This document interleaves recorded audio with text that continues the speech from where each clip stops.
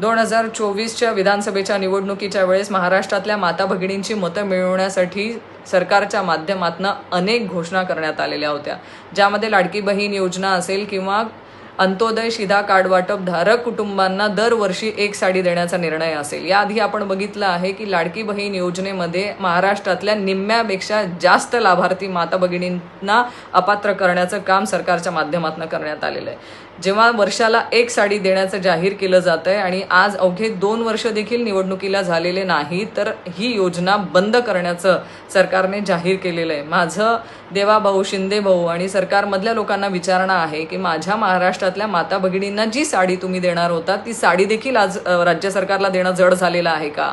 कारण तुमच्या सरकारमधली लोक म्हणतायत की आत्ता त्याची महाराष्ट्राला चणचण जाणवते आहे आणि आर्थिक बोजा हा महाराष्ट्रावरती पडतोय। मग जेव्हा ही योजना जाहीर केली होती तेव्हा तुम्हाला हे कळलं नव्हतं का की महाराष्ट्रावरती याचा आर्थिक बोजा होणार आहे? अचानक आता निवडणूक झाल्यानंतर, माझ्या लाडक्या बहिणींची मतं घेतल्यानंतर तुम्हाला ही आर्थिक चणचण जाणवायला लागली आहे का? माझं एवढंच म्हणणं आहे की जो भाऊ एखाद्या बहिणीला खोटं आश्वासन देऊन हक्क सोडपत्रावरती सही करून घेतो ना, त्याहीपेक्षा तुम्ही वाईट आहात। कारण आता निवडणूक झाली, माझ्या लाडक्या बहिणीचं मतदान घेऊन झालं आणि आता तिला वाऱ्यावर सोडण्याचं काम तुमच्या माध्यमातून होत आहे। आमच्या चॅनलला लाईक करा, सबस्क्राईब करा, बेल आयकॉनवर क्लिक करा आणि हो शेअर करायला विसरू नका।